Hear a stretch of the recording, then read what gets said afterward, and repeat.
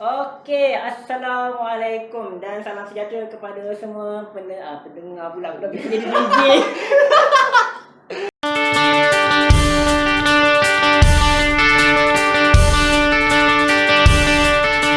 Assalamualaikum dan salam sejahtera kepada semua penonton-penonton video kita pada kali ini. Dan pada hari ini kita akan berbincang tentang sesi persekolahan pada waktu PKP sebab memandangkan COVID-19 yang selama ini melanda seluruh dunia. Jadi kita terpaksa bercuti sekolah dan sebagainya. Jadi kita dah mula-semula waktu sekolah sekarang pada waktu sesi PKPB. Jadi ada perubahan-perubahan dia.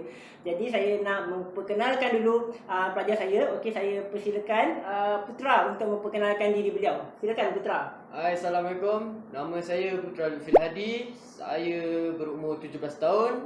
Saya sekarang study di SMK Tasik Utara 2. Jadi ini adalah guru saya iaitu Cikgu Faiz.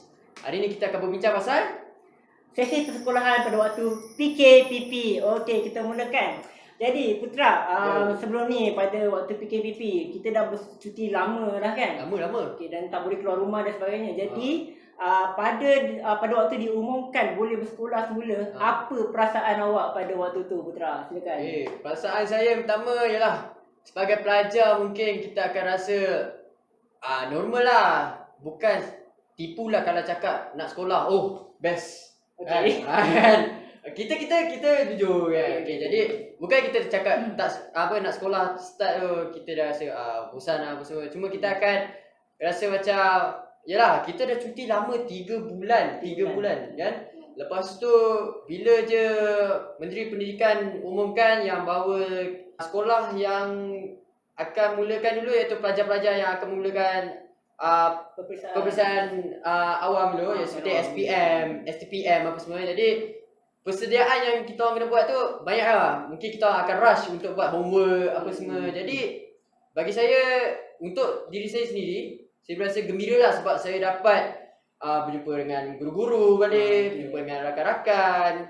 Jadi bila sebenarnya belajar dekat rumah ni dengan sekolah lain tau. Dia punya suasana dia. Okay, suasana maksud suasana tu? Suasana dia macam kalau kita kat sekolah kita boleh jumpa dengan guru, kita boleh jumpa dengan rakan-rakan. Jadi belajar pun rasa tak bosan. Bila belajar kat rumah, biasanya guru-guru ni akan hantar kerja-kerja online. Kita pun buat. Jadi bila kita buat ni, suasana kita lain tau. Kita anggapkan suasana tu di rumah. Betul. Jadi bila suasana di rumah ni kita akan rasa macam malas rasa. Kita buat pun macam okey, kita sambung sekejap lagi lah. Benda online bukan cikgu minta sekarang. Ada katil. Ada katil, kita boleh buat sambil baring. Jadi suasana dia lain. Bila kat sekolah, kalau kita tak faham, kita boleh face to face dengan cikgu. Lepas tu kalau kita nak berbual dengan rakan-rakan pun adalah juga untuk tidak terlalu bosan sangat buat kerja tu. Jadi bagi saya itu amat berbeza lah dengan belajar di rumah dengan belajar di sekolah ni. Jadi itu rasanya Putra punya komen ataupun perasaan dia sewaktu PKPP nak mula semula bersekolah dan apa perbezaan antara belajar di rumah dengan belajar di sekolah. Okey, jadi Putra, apabila kita dah mulakan sesi persekolahan kita sudah ni dah minggu ketiga, apa perbezaan di sekolah sewaktu PKPP ni dan juga waktu normal dahulu? Perbezaan dia sekarang ni ialah bila kita pun kena amalkan norma baru. Norma baru, yes. Jadi benda ni kita kena terapkan lah selalu untuk diri kita ni. Seperti kerap selalu mencuci tangan, pakai mask. Okey, jadi bila kita start sekolah ni memang amat berbeza lah cikgu. Okey, kita sampai sekolah je awal-awal dah kena tembak. Kita kena tembak bola tu. Kan? Jadi kita cikgu ada yang bertugas untuk mengambil suhu. Jadi kalau sebelum PKPP ni kita just terus masuk gitu. Norma sekarang ni memang setiap kali datang diwajibkan mengambil suhu dan juga disanitasikan tangan. Selepas daripada ambil suhu tu, setiap pelajar akan terus naik ke kelas. Kalau sebelum ni setiap pelajar akan berkumpul di dewan. Ya, betul. Tetapi sekarang aktiviti ataupun untuk perhimpunan masih lagi tidak dibenarkan untuk menjaga jarak sosial bagi kita memutuskan rantaian COVID-19 ni kerana ianya boleh bergejala dari segi bersentuhan, percakapan kita, eye contact. Eye contact boleh. Eye contact boleh. Itu kalau contoh kan. Kita tengah ni kan, tiba-tiba awet kat sebelah penyek mata. Alamak, itu eye contact to the hati. Itu bukan COVID-19 Itu bukan COVID-19. Itu bukan COVID-19, itu COVID to the heart.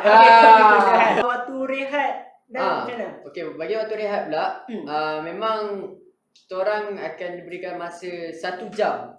Memang orang fikir 1 jam lamanya. Tapi sebenarnya sekejap je kerana SOP yang kita guna tu. SOP yang kita orang guna tu ialah okey, bila waktu rehat je, murid-murid yang ingin membeli makanan di kantin perlu beratur di hadapan kelas jarak 1 meter. Jadi diorang akan gerak bersama-sama dengan guru. Jadi turun sampai ke kantin. Ke kantin pun sama dengan jarak 1 meter. Jadi bila ramai pelajar, dengan kita menjarakkan lagi sosial kita, mungkin pergerakan tu agak lambat. Agak lambat. Mungkin ada setengah pihak tidak faham kenapa perlu buat situ. Sebenarnya kita perlu mencegah lah. Daripada kalau dah terkena, menyesal pula. Jadi kita perlu mencegah. Sebab kata pepatah, mencegah itu lebih baik dari mengubati. Calon-calon ASPM. Amin. Lepas tu biasanya pihak sekolah syorkan untuk murid-murid membawa bekal sendirilah daripada rumah untuk lebih selamat. Ramai ibu bapa sebelum naik sekolah akan memikirkan bagaimana anak-anak mereka untuk sentiasa selamat di sekolah. Jangan risau. Sebenarnya guru-guru sudah pun buat persiapan dari awal lagi sebenarnya. So pada ibu bapa jangan risaulah, hantar je anak ke sekolah. Okey. Jadi sekarang Putra, kalau kita tengok senario di Malaysia, saya kira pihak berkuasa berjaya membendung COVID-19 daripada merebak dengan meluas di Malaysia. Dan disebabkan itu, kita lihat di luar orang sudah mula melonggarkan dia punya berjaga-jaga tu. Ada yang dah mula tak pakai mask, ada yang dah mula rapat dan tak menjaga jarak sosial. Pada pendapat Putra, apa komen atau nasihat yang Putra boleh berikan supaya orang-orang luar di luar sana boleh terus menjaga jarak sosial dan mengamalkan SOP di norma baru ini? Okay, pada pendapat saya lah, sebenarnya kita masih lagi dalam COVID-19 ni masih lagi tersebar. Kita belum ada vaksin lagi. Belum ada vaksin lagi untuk mengubati penyakit virus ini. Jadi bagi saya lah, terapkanlah dalam diri masing-masing untuk sentiasa tolong memakai mask, sanitize tangan anda masing-masing, kerana bukan anda seorang saja yang boleh menyelamatkan nyawa anda, tapi bila anda mengikut SOP yang telah ditetapkan, anda sebenarnya telah menjaga seluruh nyawa rakyat Malaysia di sini. Saya menasihatkan kepada anda semua untuk sentiasalah mengamalkan norma baru untuk menjaga nyawa kita dan untuk orang yang tersayang lah senang kita. Tolong sebab kita hampir untuk menang ni. Betul. Kerana kita dapat lihat negara-negara luar masih lagi berperang dengan COVID-19 ni. Belum selesai lagi. Kita patut bersyukur dan bangga kerana Malaysia adalah negara yang paling terbaik untuk menandingi COVID-19 ni. So pada ucapan saya pada frontliner, terima kasih. Respect. Respect.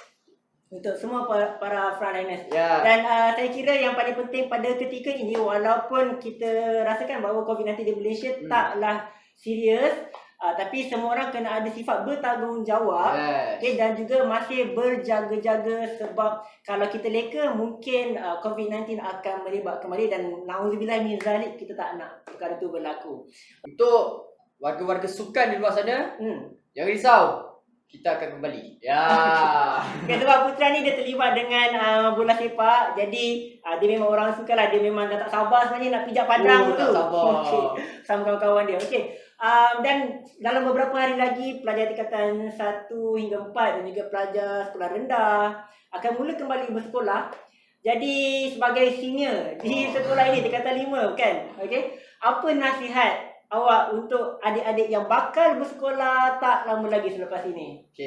Untuk adik-adik yang bakal naik sekolah nanti tak lama lagi, sila jaga jarak anda, patuhi segala arahan oleh guru-guru. Mana yang tak tahu, just tanya pada guru-guru lah. Ataupun ikut saja bagaimana abang-abang Form 5 Form 5 je sebab saya Form 5 untuk lihatlah bagaimana keadaan untuk anda terapkan. Jadi selamat bersekolah. Belajar elok-elok. Dan juga bagi mana yang tak sihat, Sila jaga diri Kedah. Duduk rumah diam-diam. Jangan datang sekolah. Jangan datang sekolah.